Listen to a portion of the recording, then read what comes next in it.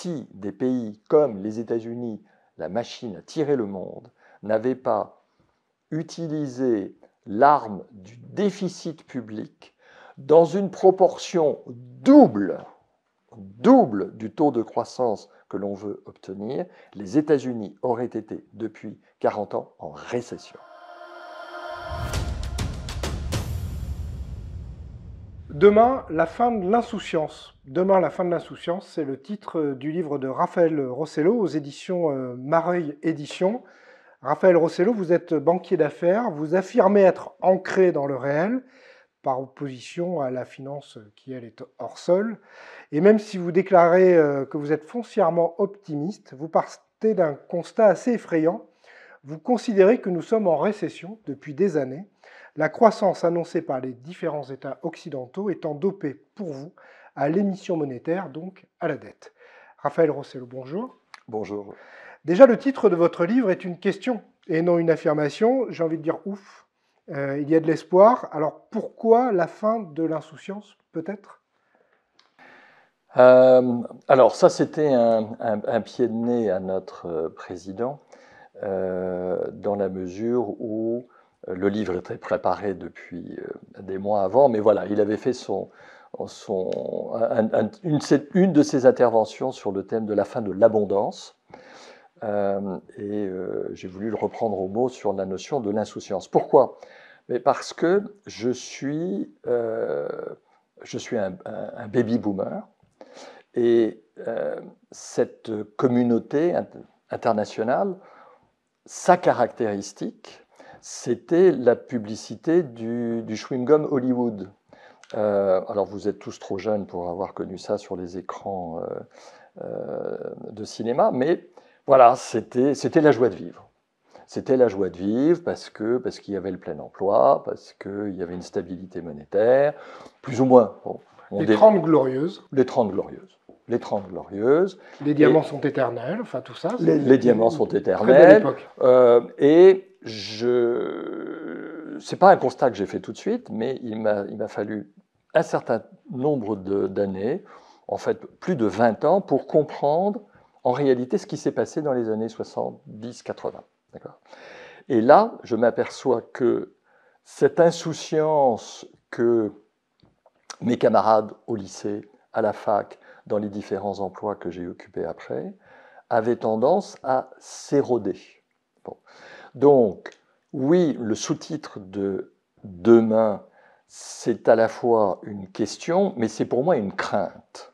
C'est-à-dire que cette insouciance faisait partie de tous les ingrédients qui étaient propices à une richesse, je dirais, perçue comme quasiment éternelle. La légende de la corne d'abondance, qui pouvait produire des fruits et de la richesse de façon quasi éternelle, nous en étions à la fois les héritiers et les contributeurs. Ce que vous reproche d'ailleurs beaucoup la génération qui arrive, la génération d'activistes écologistes et de jeunes en général. Absolument, absolument. Et quelque part, ils ont raison. Ils ont raison. Donc mon inquiétude est de dire comment peut-on gérer demain si on a simplement le désir de refaire ce qui a été dans les 30-50 dernières années.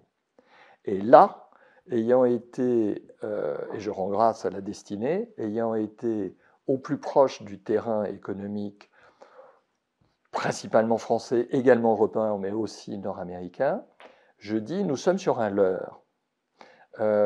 Et à partir du moment où un leurre ne peut pas durer éternellement, il peut durer un certain temps. Vous vous souvenez de la phrase du président Lincoln, on peut tromper tout le monde quelque temps, une personne tout le temps, mais jamais tout le monde tout le temps. Ben, je veux dire, on ne peut pas vivre dans un leurre, l'Occident, qui reste la locomotive du monde, parce qu'on parle de l'Asie, mais si vous additionnez l'Europe et les États-Unis, ça reste le moteur du monde, sur ce qui, de mon point de vue, est un leurre, ce leurre étant d'abord sur un plan psychologique, une recherche de l'insouciance. Alors ce leurre, on va aller plus loin sur ce leurre, parce que ce leurre, pour vous, c'est une récession qui nous serait cachée. C'est-à-dire que nous vivons en récession depuis le premier choc pétrolier, disons. Alors, c'est exactement ça. Et en fait, dans cette quête, je dirais presque obsessive, mais en fait, qu'est-ce qu'il y a? Qu'est-ce qui se passe? Un peu comme un enquêteur, je voulais vraiment aller à la souche. On parle souvent de cellules souches, mais quel est le phénomène clé? Alors les différentes crises que j'ai traversées, 87, 93, 2002, 2008, etc. Alors vous aviez abondance de on nous ment, la finance coupable, etc., etc. Enfin vous connaissez tous les titres qui ont fleuri à l'occasion de ces... Et pour les avoir lus et leur mettre à penser qu'étaient un certain nombre de prix Nobel dits d'économie, non, non les gars, il y a autre chose. Et cette autre chose, je l'ai découvert à la suite d'une publication de mémoire de 2011 ou 2012 de la Banque fédérale américaine, qui, parfois les Américains ont une certaine lucidité sur ce qui se passe chez eux, et qui dit, mais en fait, il y a une erreur quasi systématique des forecasts, des prévisions de l'État américain. Bon. Donc il y avait une confession, un aveu. En fait, on est tout le temps faux. Bon. Et dans cette petite note de On parle des prévisions de croissance. De prévisions de croissance. Bravo. Ouais, il faut préviser. Et à la fin de ce petit booklet, il y a une courbe. Et la forme générale de cette courbe a été le point de départ de mon constat. C'est que, comme l'Amérique a la chance d'avoir la même comptabilité, la même monnaie depuis la déclaration d'indépendance, en fait, on a des statistiques exploitables depuis le XVIIIe siècle et depuis, je dirais, 1880 de façon évidente. Or, qu'est-ce qu'on constate?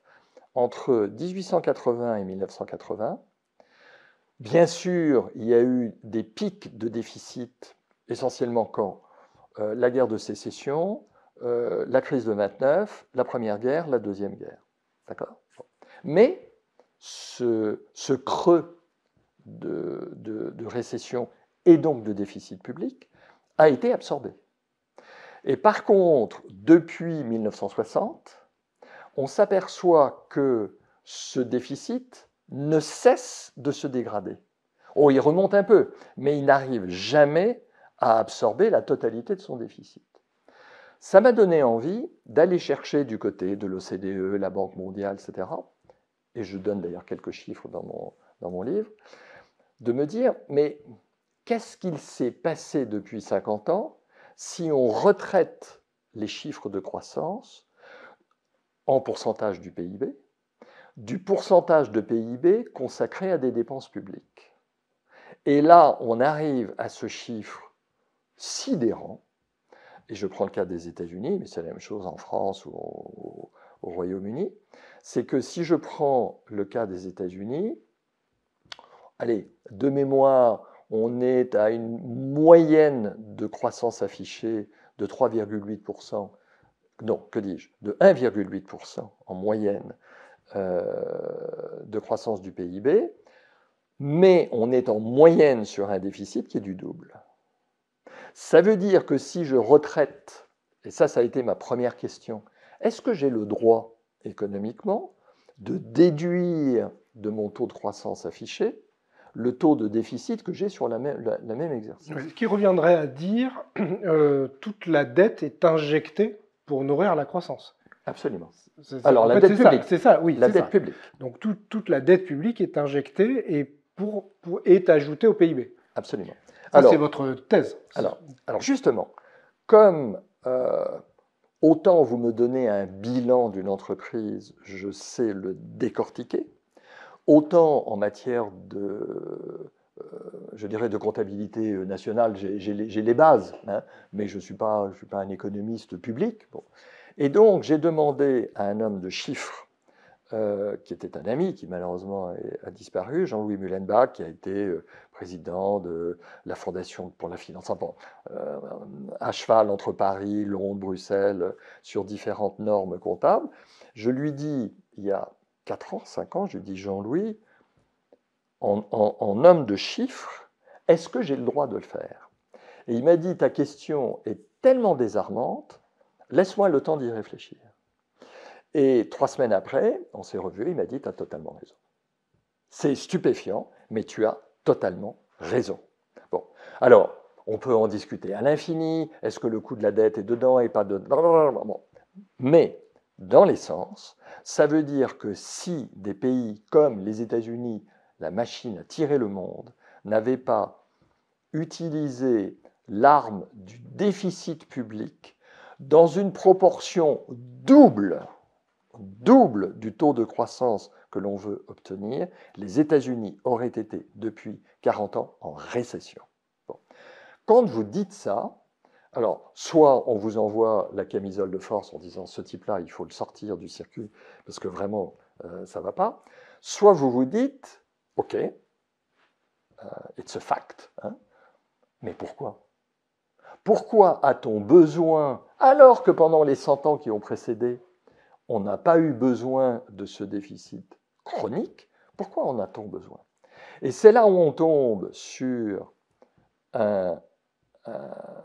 pour moi, le vrai sujet sur lequel, et j'en parlais avec quelqu'un qui, je crois, était sur votre chaîne, qui s'appelle Gilles Raveau, en lui disant, mais Gilles, on vient d'horizons différents, tu es prof, moi je suis banquier d'affaires de l'économie réelle, mais en réalité, le problème auquel on est confronté, c'est la croissance de la productivité, qui n'a cessé d'exister jusqu'en 1970, est en déclin.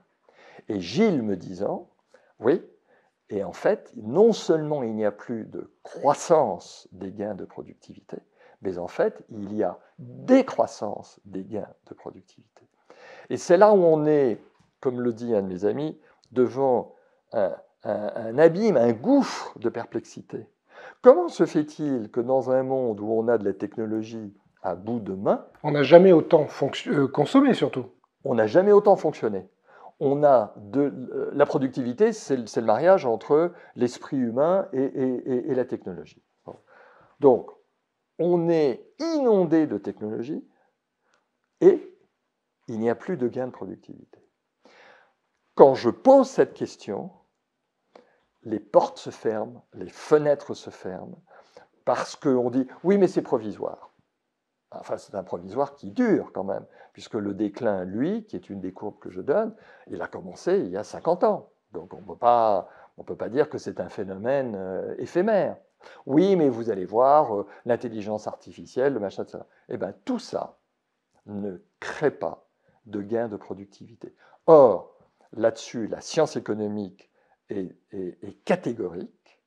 La croissance économique, qui est le mot-clé, ne vient que de la croissance de la productivité. Vous êtes en train de nous dire que, par exemple, le numérique, qui est arrivé au début des années 2000, avec la bulle, puis l'explosion de la bulle, n'a pas augmenté la productivité des entreprises? Non, non, non.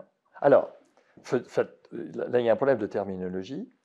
Je parle bien de la croissance des gains de productivité.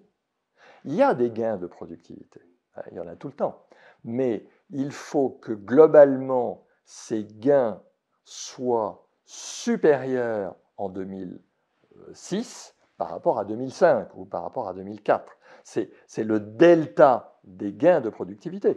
Dans les entreprises que j'accompagne, il y a des gains de productivité, c'est clair.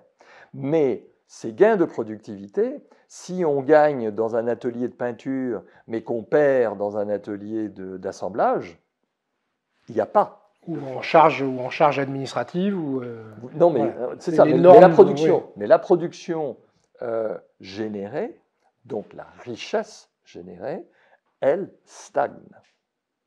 Et ce constat-là, je l'ai eu avec ce qu'on appelle des instruits de grandes écoles, d'universités, Ah ben ça, c'est pas admissible. Et le chef économiste de la Banque d'Angleterre accepte de dire, et je devine dans son club du 18e à Londres en disant This is a puzzling situation. Oui, mon gars, oui, c'est puzzling. C'est une énigme. Et plutôt que de dire, bon, étant donné que c'est une énigme qui est contraire à notre discours néolibéral, etc., donc elle n'existe pas. Hein. Vous savez, il y a un problème dans la famille, mais à partir du moment où on n'en parle pas, ben, il n'existe pas.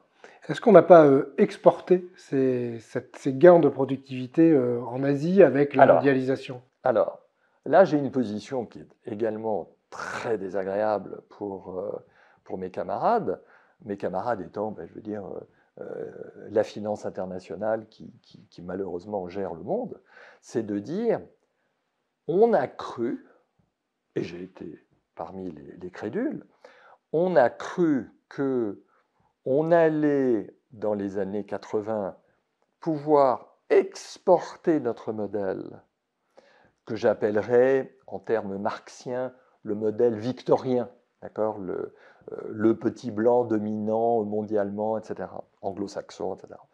Donc, nous avons été, moi le premier, convaincus qu'on allait créer les fameux BRICS, hein, acronyme créé par, je crois que c'était Goldman Sachs dans les années 2000, sur Brésil, Russie, Inde et Chine. Bon. Et que la croissance qui était en déclin, le taux de croissance qui était en déclin en Europe et aux États-Unis. Dans la vieille Europe. Dans la vieille Europe, mais également aux États-Unis, hein, où le taux de déficit étant double du taux européen, ben, ça donnait l'illusion d'un taux de croissance qui était supérieur, mais en réalité, il était tout simplement alimenté par davantage de création de dettes, allait être le nouveau moteur du XXIe siècle. Et je le dis et je le répète, oui, ce processus qui a été présenté comme étant une espèce d'immense victoire au niveau mondial de la planète, a probablement sorti 1, 2, 3 milliards d'êtres humains de la pauvreté, c'est un fait, mais en précarisant un demi-milliard d'Occidentaux. En fait, il y a eu un équilibre. Hein, on a enrichi les uns par l'appauvrissement des autres. Alors, mon discours est totalement inaudible, mais c'est tout simplement ce que je constate, hein, je veux dire, dans les entreprises. Hein, c'est le nombre de fois où on me disait, bon, mais cette société, elle ne pourrait pas exporter en Inde, faire sous-traiter en Inde, en Chine, etc. Et je dis, ou oui, délocaliser même. Délocaliser, mais ok, mais quelle est la contrepartie au niveau national, etc. Ah oui, mais ça, c'est pas discutable. Donc, ce qui est très étrange, c'est que la croissance de ces gains de productivité, à l'origine du succès de l'Europe occidentale, continentale et des États-Unis, est elle-même en déclin aujourd'hui en Chine, dans la mesure où il y a une note du FMI maintenant tous les ans sur l'état de la Chine, et il faut lire dans les entrelignes de cette note qu'il y a ce qu'ils appellent un déficit augmenté. Mot très, très élégant. Pourquoi? C'est que le rôle des provinces dans le système chinois est très important, et donc on fait porter par les provinces du déficit, mais quand on consolide au niveau national la somme de ces déficits, pour générer, allez, on va dire une croissance de 5%, il faut 10 à 15% de déficit augmenté. Donc, ça veut dire que même la Chine est rattrapée par cette espèce de fléau, cette énigme.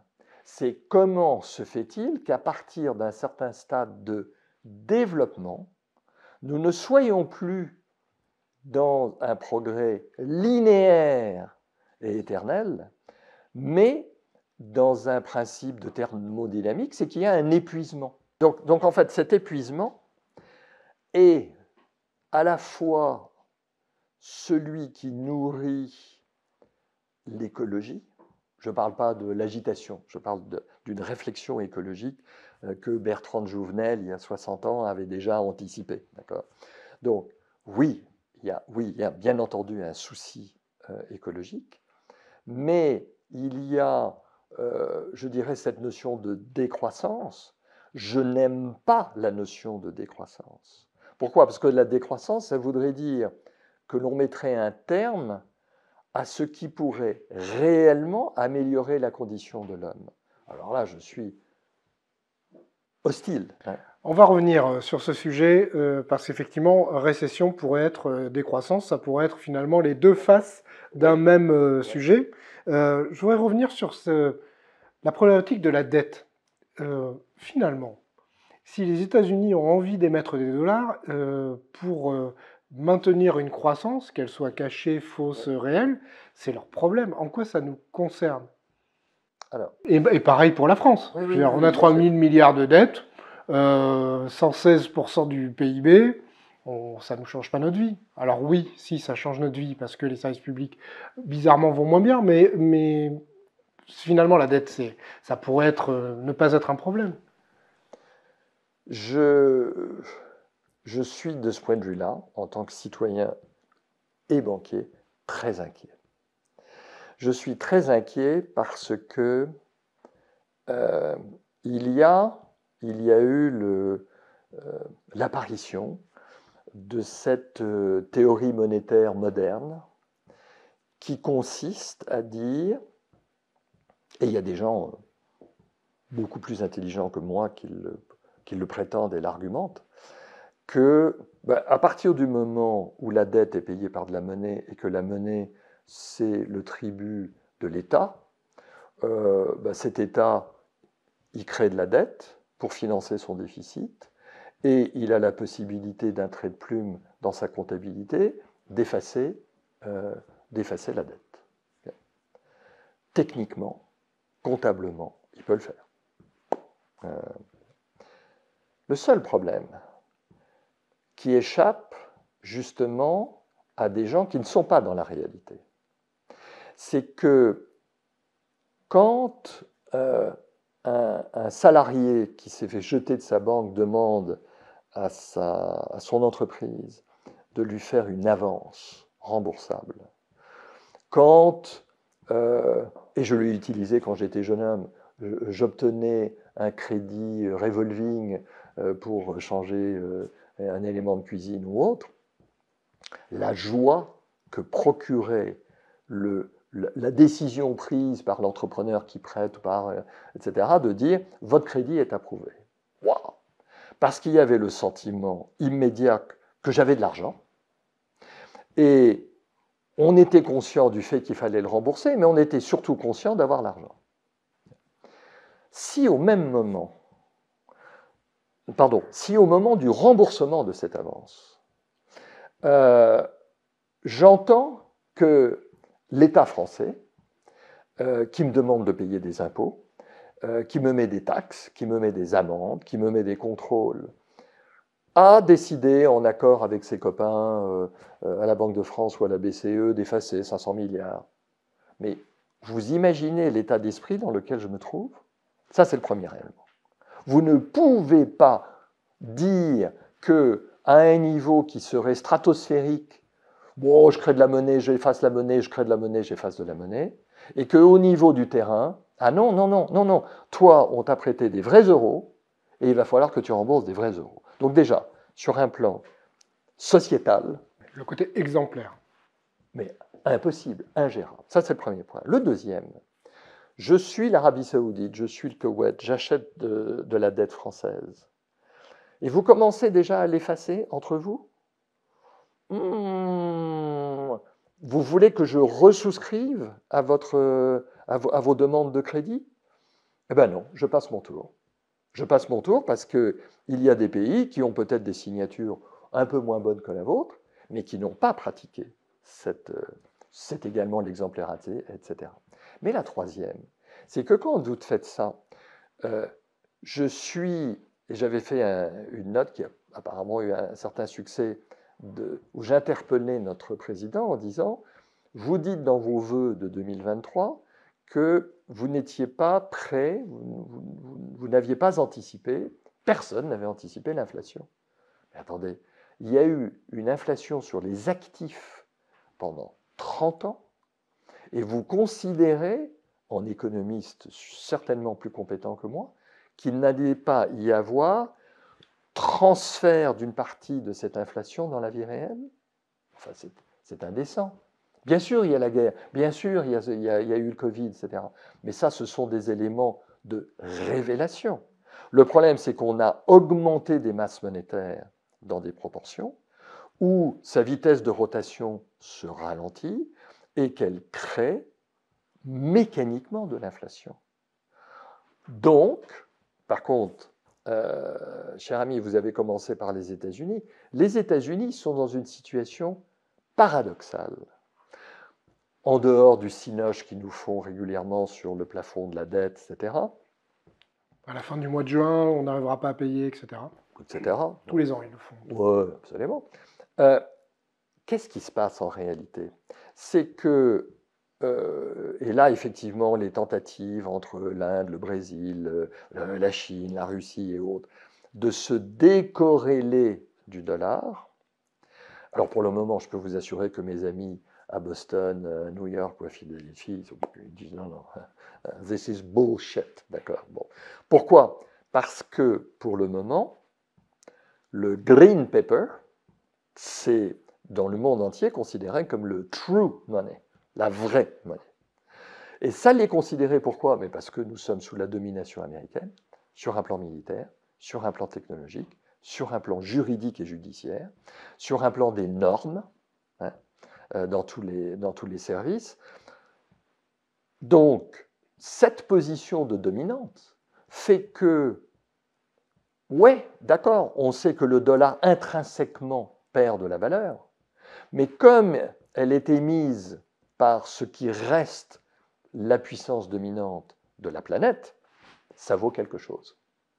Donc, ils ont cette possibilité que des pays comme la France n'ont pas, et que d'autres, alors je ne parle pas, n'ont absolument pas. Nous, on est protégés par la forteresse allemande dans le cadre du BCE, de la BCE. Mais fondamentalement, les États-Unis ont ce privilège d'émettre du papier dont la valeur intrinsèque n'est pas remise en cause du fait de leur puissance. Mais on n'a pas le droit de dire, parce que, vous savez, c'est celui qui dit oh ben, j'ai tué ma femme parce que mon voisin d'à côté, il a tué la sienne.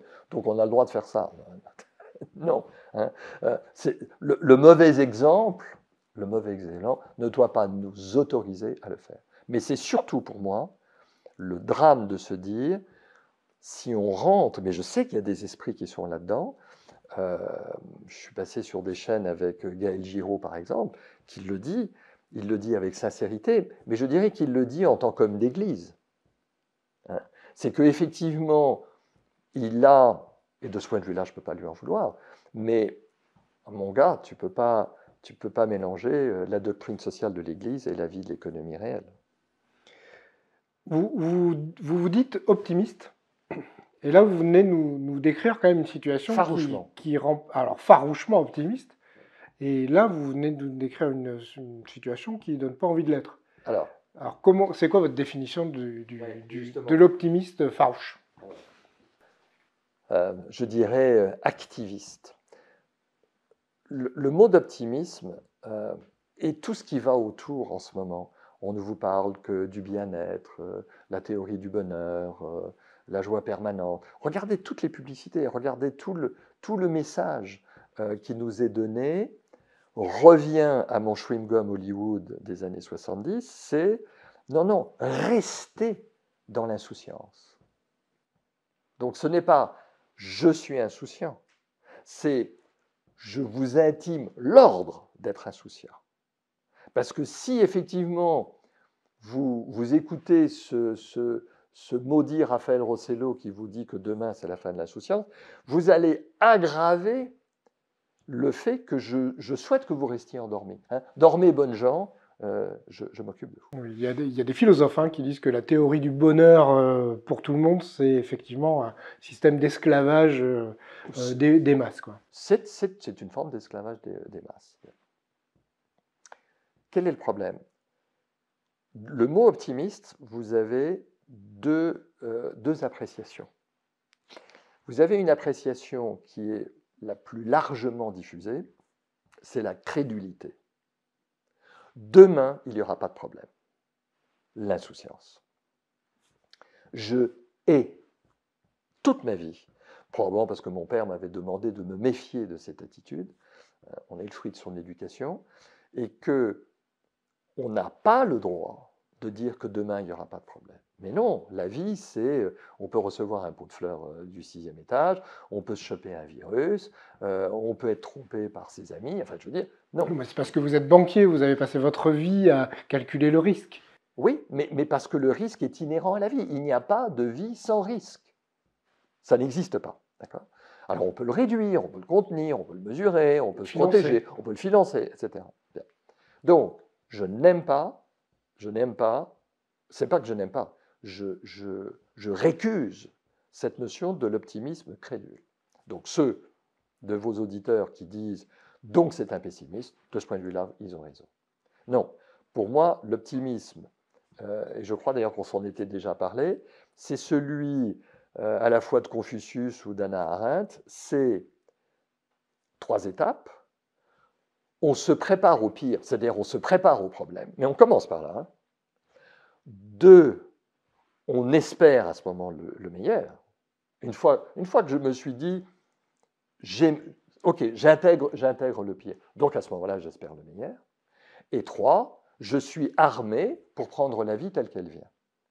Donc, mon optimisme est de dire, soit on reste dans la crédulité, et là, malheureusement, je signe que demain peut être une cata, soit demain, on sait qu'il y a ce que je viens de dire, et on s'attaque collectivement au problème.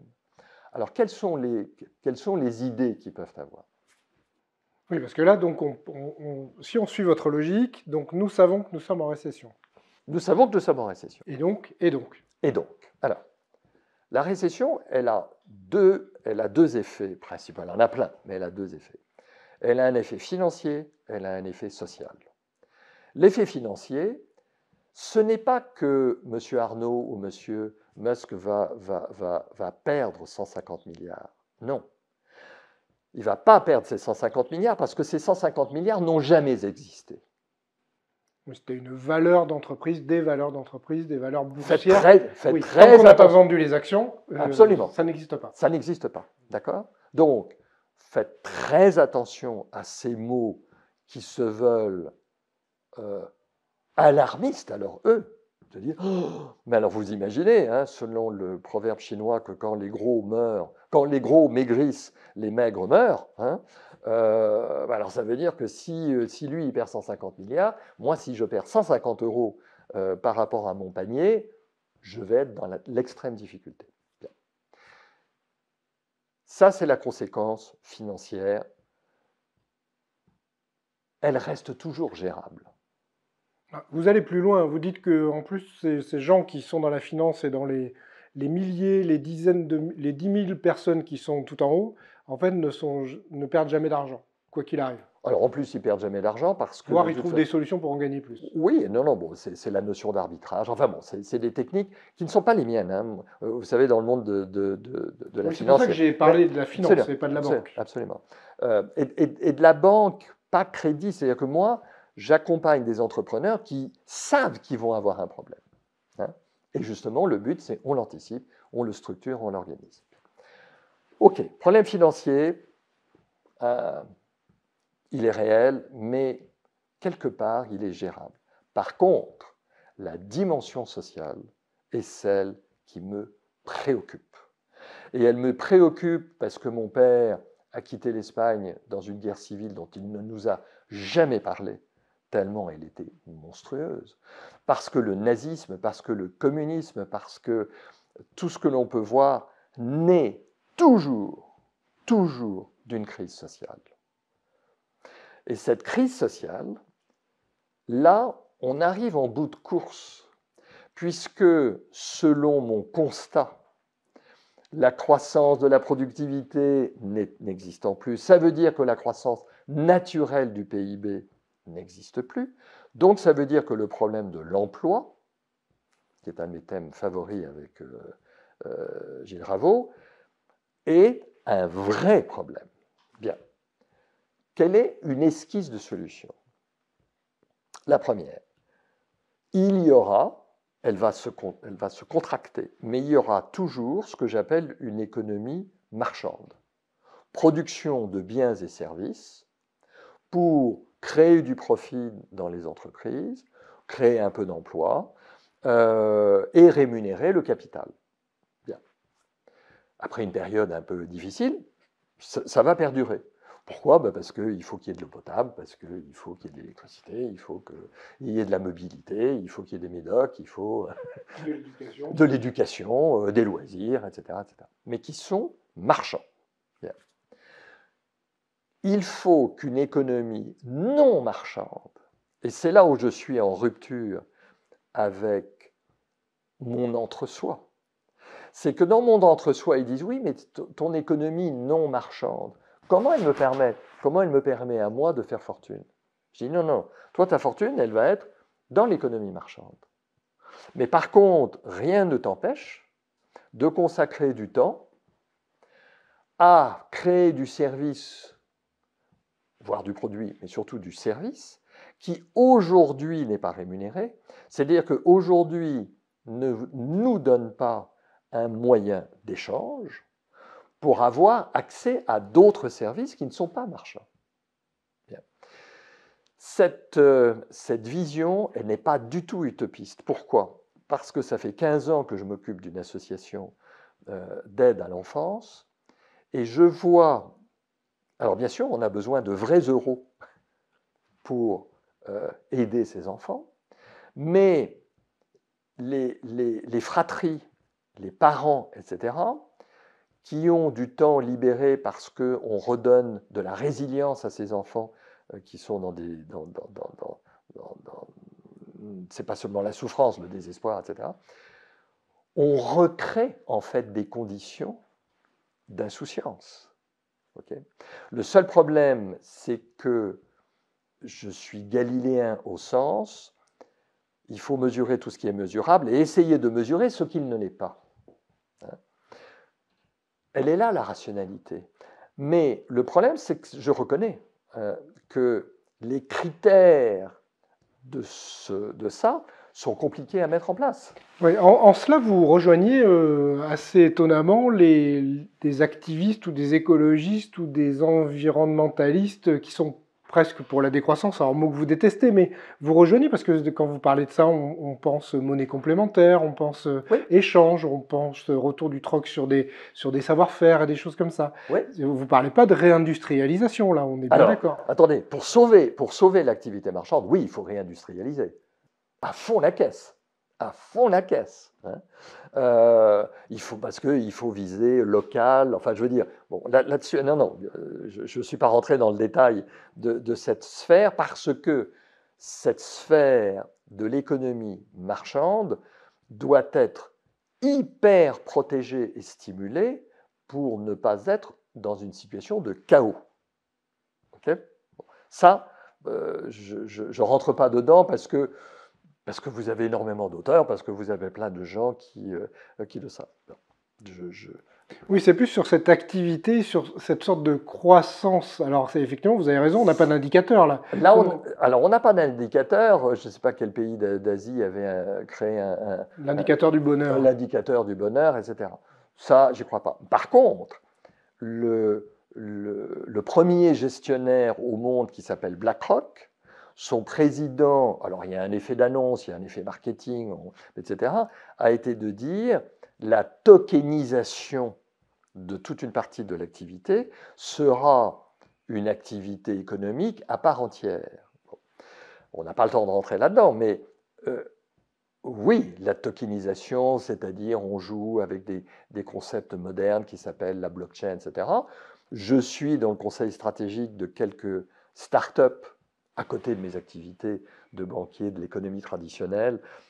Je regarde comme le lait sur le feu ces aventures parce que je suis intimement convaincu qu'elles ont, de façon inexprimée aujourd'hui, les outils de faire que eh ben, la classe moyenne française va avoir un revenu de 3 000 euros hein, pour un couple, ou, oui, net, ou 3 500, et une sorte d'équivalent de 500, 600, 700 euros sous forme de tokens, etc. Alors, là, je vais donner du crédit à tous les adorateurs du Bitcoin en leur disant faites très attention. Parce qu'effectivement, comme vous êtes 200 millions sur Terre à croire qu'il y a de la valeur dans ça, vous finissez par lui donner une valeur. Mais ça ne peut pas être une valeur d'échange. Parce que quand ça fluctue entre 60 000 et 20 000 en l'espace de 6 mois, ça ne sera jamais. Donc vous êtes contraint de vous arbitrer, etc. Mais il crée quelque chose qui pour moi est de l'irréel, alors que l'idée de mon token, non, c'est tout à fait concret et ça doit permettre à quelqu'un de dire au boulanger, bah, j'ai plus beaucoup d'euros, mais j'ai 3 tokens, j'ai 4 tokens. Oui, vous êtes vraiment en train de décrire le mécanisme des monnaies complémentaires. D'une monnaie complémentaire. Et ça répond finalement à votre problématique qui est de dire il faut qu'on sorte des monnaies traditionnelles et on va créer de la valeur sur des monnaies qui ne seront pas liées aux monnaies... Avant de vous rejoindre, ouais, si ce n'est qu'avant de vous rejoindre, j'étais avec un projet que je regarde, effectivement, qui est un projet de paiement redistributif. Bon. Et il disait à l'investisseur qu'on avait en face de nous, en fait, c'est un système alternatif. Je l'ai corrigé en lui disant non, n'utilise pas ce terme. D'abord parce que pour le capitalisme traditionnel que j'incarne, hein, le mot d'alternative, c'est pas très bien vu. Non, c'est complémentaire. C'est complémentaire. On ne va pas remplacer les États. On ne va pas remplacer les monnaies. D'accord. D'accord, elles vont se digitaliser. Ça m'inquiète. Hein, pour d'autres considérations. Mais on ne va pas remplacer ça.